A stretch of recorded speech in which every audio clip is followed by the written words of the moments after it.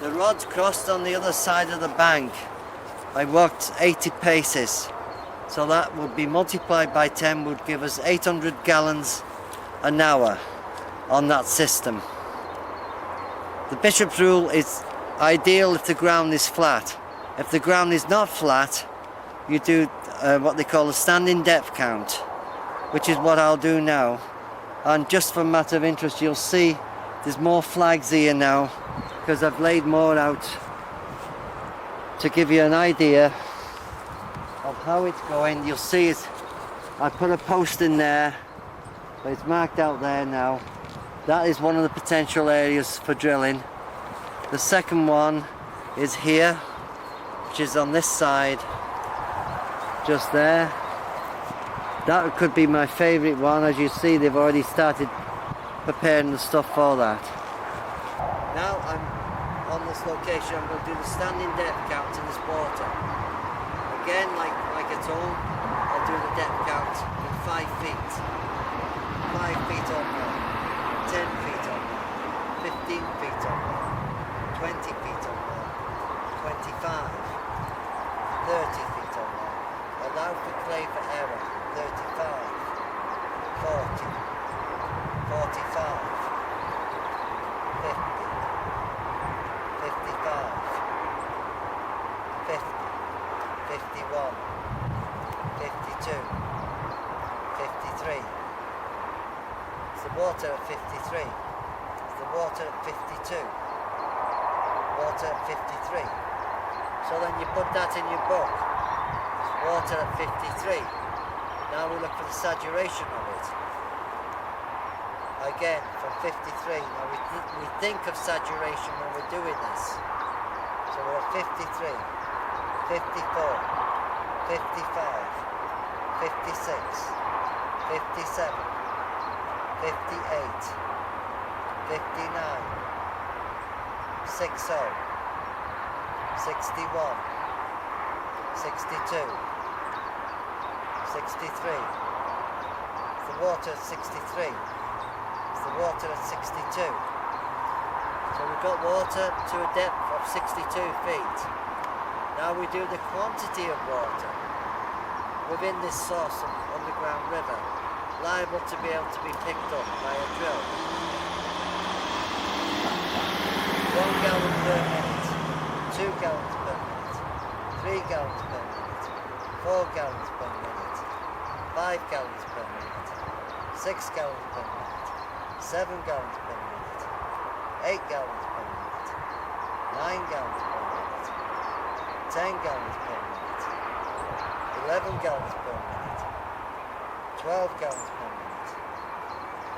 Now we've got 11 gallons per minute, 12, so it's 11. 11 gallons per minute flow rate. Now we need to know which way is it going.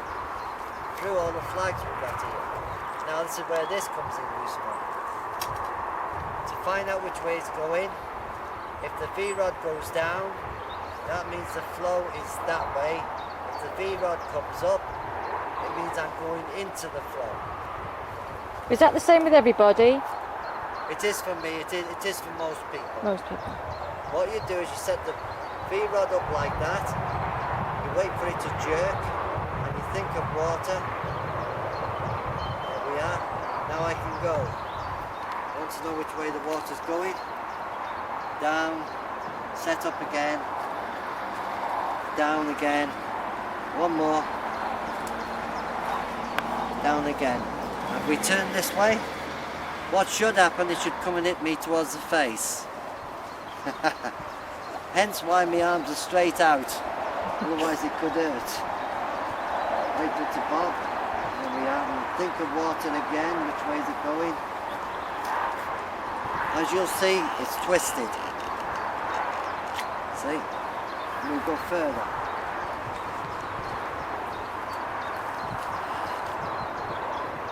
And again.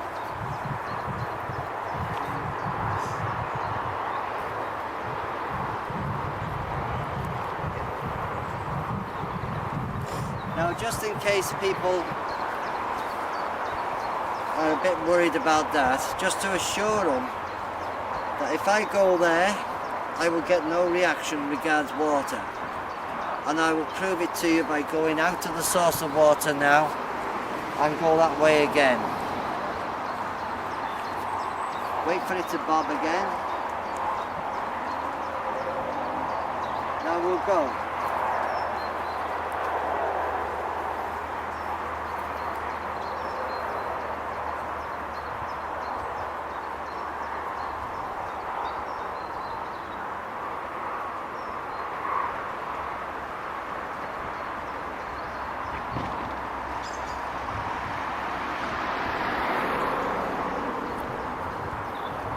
As you'll see, I've had no reaction. And as soon as I turn towards it and then go forward, it then twists over. As you can see, it's well twisted. If I let go, see? That's the pressure of it. The V-rod, I really like the V-rod more than the angle irons because it's nature doing its real work. The angle irons are ideal because they cover ground very quickly, but the V-rod, it's a double check. I will go through it one more time through there to show you how it works with the V-rod from over there.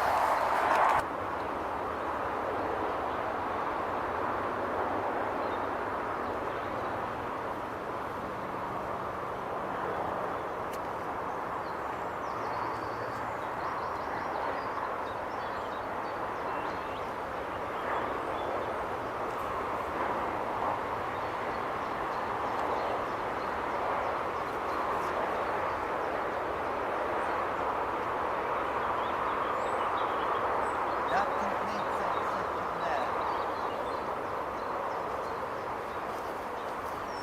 We'll just do the last bit over there. Now, according to the map dowsing, this underground source of water should continue its turn a bit further over. So I will approach it now, side on that way, and see what we get. And then after that we will concentrate to see if there's another source of water crossing it. Because the ideal thing is to get 2 lots of water for the price of 1 as such for the driller, so that the client gets the best amount of water out. You've got to have a good driller, haven't you? You've got to have a good driller. Because they could mess it up for you. They could mess it up, you're quite right. Especially if they don't adhere to what the dowser tells them, which I'm afraid a lot of the drillers don't. Yeah. One of the risks are when they're drilling down, if they hit the source of water and it's not coming up, there's different types of rigs, but the air pressure one especially, it blows everything back beneath the ground. And as it does do, when the water tries to get through, it gets caked up with the clay and with the rock dust, and it forms like clay itself, and it doesn't allow the water through. So what I would say is that a client, which I always tell them, is when a driller drills, there'll be lots of dust to start with, then it'll change to bits. As it changes to bits, then the driller must stop, allow the water time to percolate through the fissures, and then he can start drilling, but drill slowly, because the drill bit gets red hot, and as it gets hot it will dry out the water and create a cake. Now we're going to go. Still on red.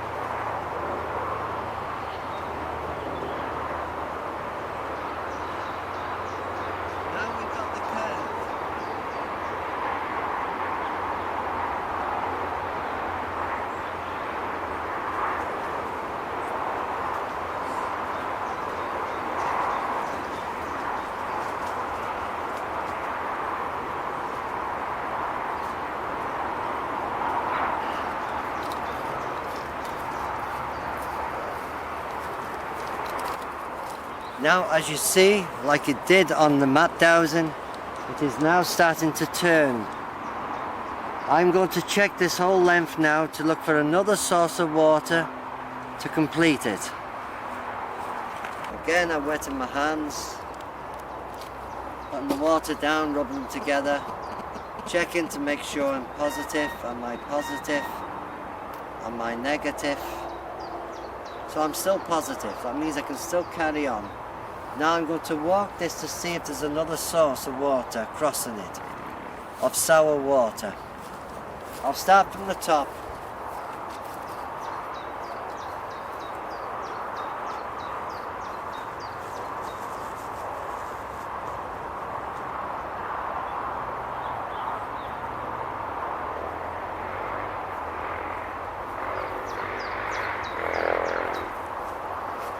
I will be using yellow flags if there is one.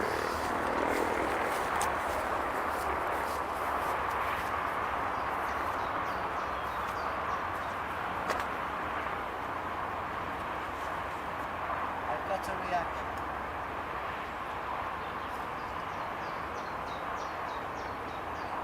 I now start from the other end and come inwards. But before I do that, I check which way it's coming. Where's it coming from?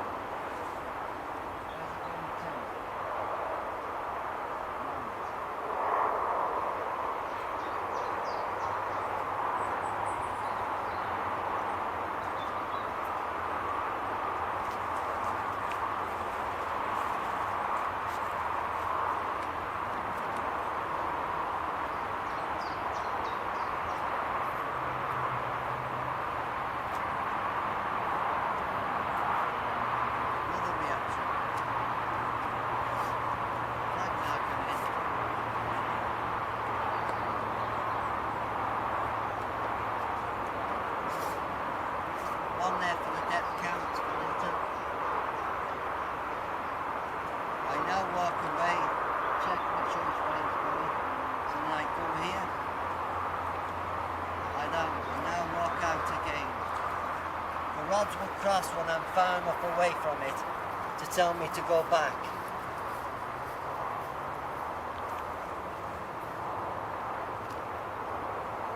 That's it, now I can go back in.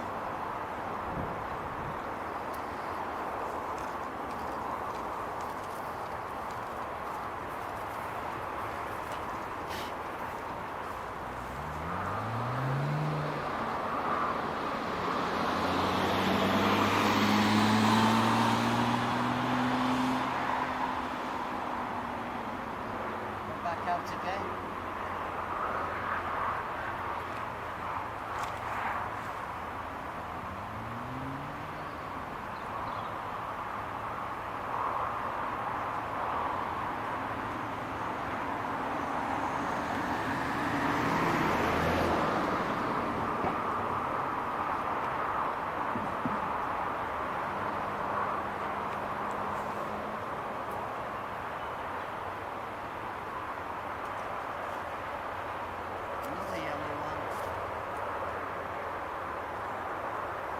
I should pick up some more yellow ones.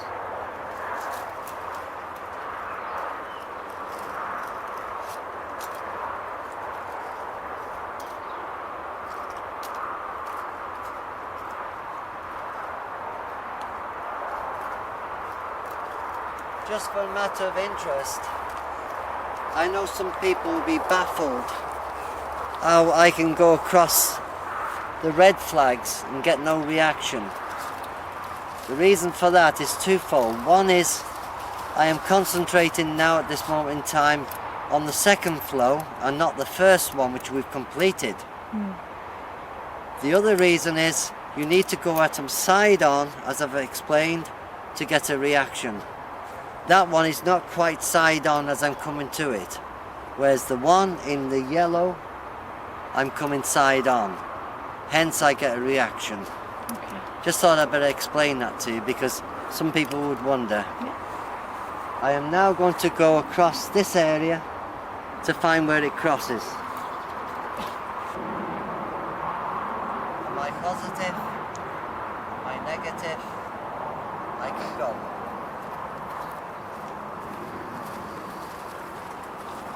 Again, I'm crossing into the red and beyond the red.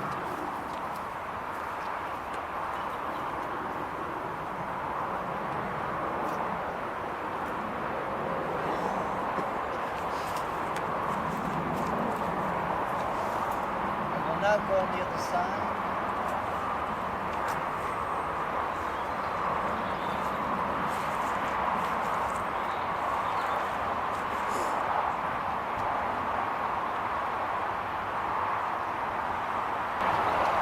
Staying as close as possible to this side so I can get at its side on.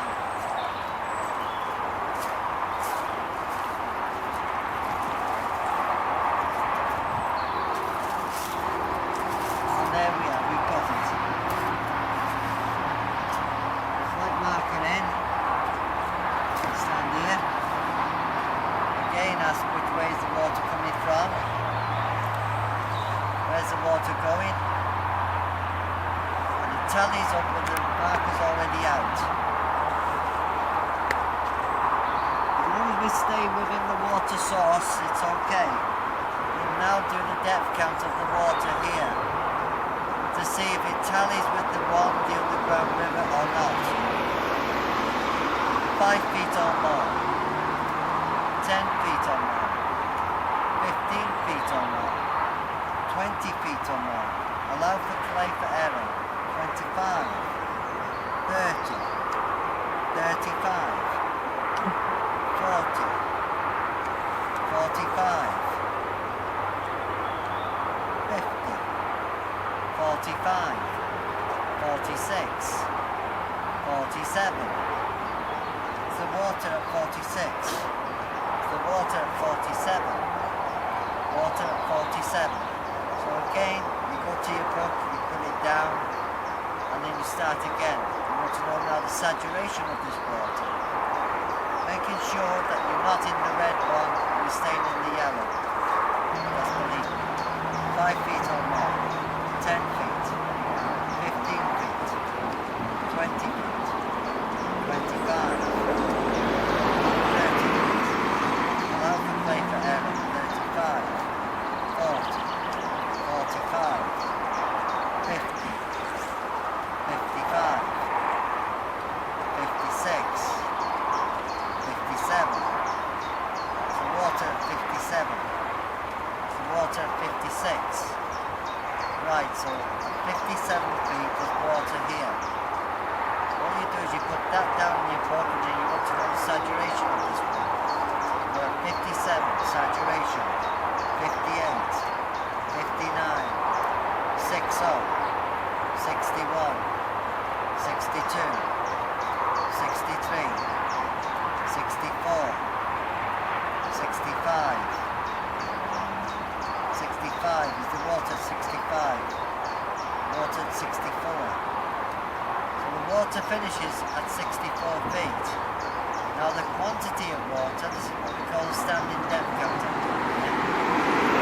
Quantity of water is 1 gallon per minute or more. 2 gallons, 3 gallons, 4 gallons, 5 gallons, 6 gallons, 7 gallons, 8 gallons, 9 gallons, 8. So there's 8 gallons per minute flow rate going that way, which then the driller can tap into both in that area and get the two types of water from there. Is it sour water? This is sour water. Let's do the pH on it. 6.1 or more. 6.2. 6.3. 6.4. 6.5. 6.6. 6.7. 6.8. pH 6.8. 6.7. The pH is 6.7 on this water. This will be the best place to drill it. We'll pick up the two flows, one coming this way, one coming from that way. Now to confirm that one, I'll use the V-rod again.